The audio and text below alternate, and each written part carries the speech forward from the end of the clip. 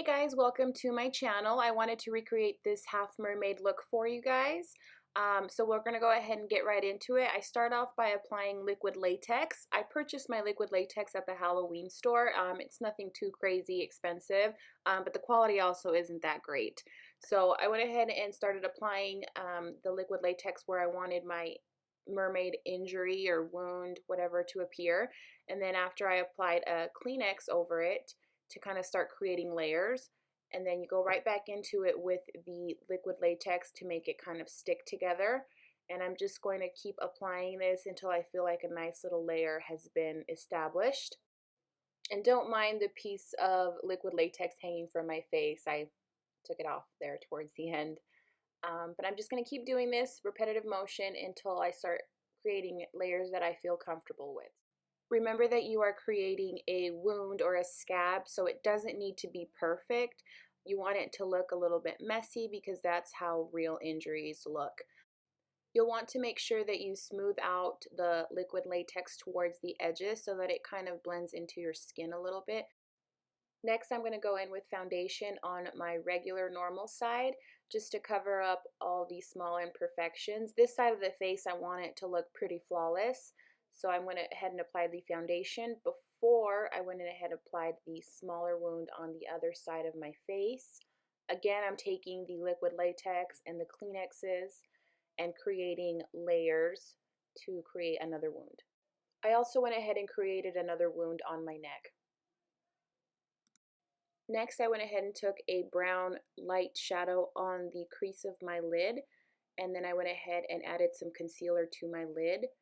And on top of that, I put on kind of a white shadow, and then I went back in and blended my crease out to make it kind of a seamless look.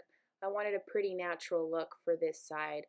Now I'm just filling in my brows with an Anastasia Brow Wiz pencil, and I'm adding concealer.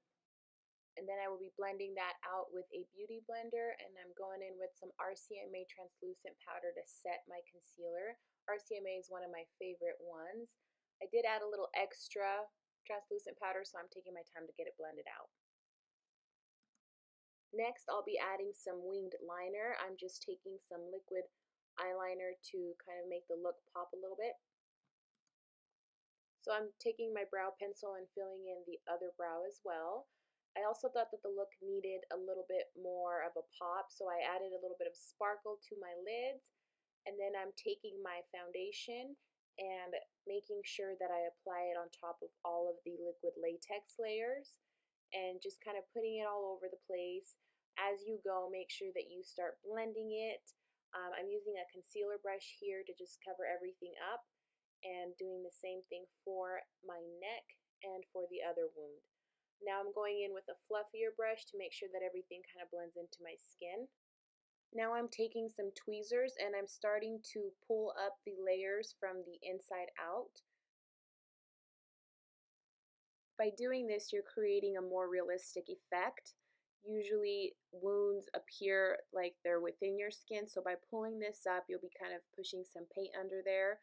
I will also be loosening up the edges on the other wounds, and it's a little bit sticky, so sometimes you have to grab the tweezers to help you out.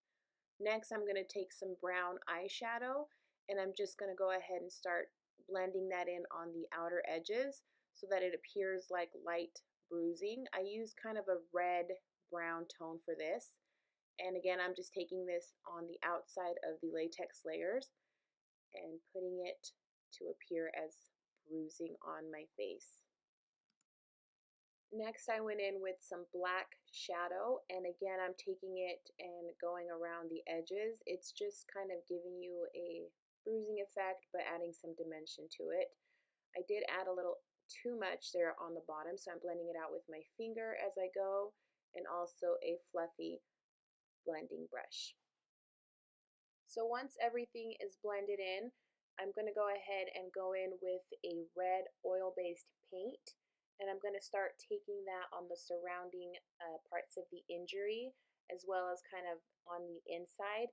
I'm just going, seeing what looks good. Again, you don't have to be neat with this. It's basically blood, so the messier the better, and I'm just going to keep going over it, creating layers of red until I feel comfortable with the look. So now we're moving on to the side of the face with the scales. I'm going to start by applying a teal base to my face. I'm using some oil-based paints here as well. I will add them to the description below. I purchased mine off of Amazon, and so far I really like the consistency of the paint. It's easy to work with, and you're able to blend colors to create different colors if you'd like. So again, I'm just adding this to the parts of the face where I'm going to be adding these scales. So you'll want to make sure that you set your paints. Again, they're oil-based paints, so they will slide around and look a little shiny if you don't set them. I'm using my RCMA powder to do this as well, and I'm just patting it onto all the areas. Next, I'll be going in with a bright turquoise shadow. I'm using the shadow from the Jaclyn Hill palette on this eyelid. Next, this is where the fun part begins. This is, I think, the most consuming part of the look, is drawing in your scales. So I'm just kind of creating the shape and continuing it down my face. I didn't want it to be a full face of scale, so I just kind of added it to the high points of my face, and I'm just bringing that down as I go. My scales are not perfect. You will be adding shading to them, so you don't need to make sure that they're perfect or anything like that. So go ahead and repeat this down to your neck and on the other side of your face as well until you start feeling comfortable with the results.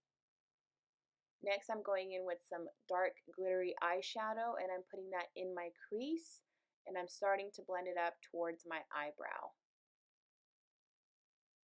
I went back in with the turquoise shadow just to make sure that everything still looked good. I took that same turquoise shadow and put it right under my eyebrow to kind of give it the gradient effect that I wanted. And I went back in and made sure that everything blended perfectly. I did add a little bit of sparkle to that eye, and again, just blending until everything looks good. I added some pencil eyeliner to the bottom, and then I'm taking some black shadow as well and making sure that everything gets blended out. Now I'm going to be starting on the scales. I'm taking this same turquoise shadow from the Jaclyn Hill palette, and I'm filling in each and every one of the scales individually. Again, this is kind of time consuming, but it doesn't need to be very neat because you'll be highlighting the scales to give them some dimension. So I finished the scales off camera and went ahead and popped in my white contact. And now I'm going in with some glitter from the craft store and then just kind of adding this again to each individual scale to kind of make the look a little bit prettier. And repeat again on the other sides of your face. And I thought that the eye also needed it a little bit more, so I added some of that same glitter. And then I'm starting to drag the black down lower into the scales. Now I'm taking some white oil-based paint and adding that to the lowest parts of the scales to kind of start giving them some dimension. You notice as I put this, these scales start to kind of pop out a little bit more. Next comes the fun part. Here I'm starting to add some scab blood. I purchased mine from the Halloween store, and I'm just starting to put it inside of the creases where the latex is at to give it some dimension. And I'm also adding it to the top portion of the latex layers to just make it look a little bit more bloodier and messier. I feel it's important that you get the scab blood versus the regular blood that they sell. The scab blood is more like a jelly texture, so it looks a little bit more realistic. Also, some of the other blood that they sell at the stores, the fake blood, is very bright and red, and I feel it looks really fake. So I'm going to keep adding the fake blood until everything kind of flows and looks a little bit evened out. I'm touching up the areas that I feel need a little bit more blood. Next, I'll be going in with some lip liner. I wanted to do a very subtle look for the glam side, so I'm just using a very skin tone type of lip liner. And then I'm going in with some liquid lipstick. And this completes our half mermaid look. I hope that you guys enjoyed the video. Please make sure that you subscribe.